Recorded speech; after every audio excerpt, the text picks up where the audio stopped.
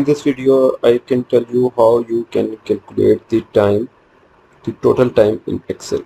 For this, the total time is given wrong here. For this, I will right click here and go to format cells, and here I can select here hours and minute and then click OK.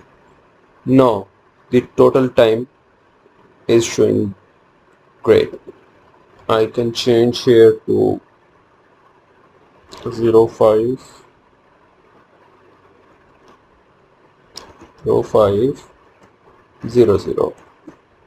Now 513 and 12,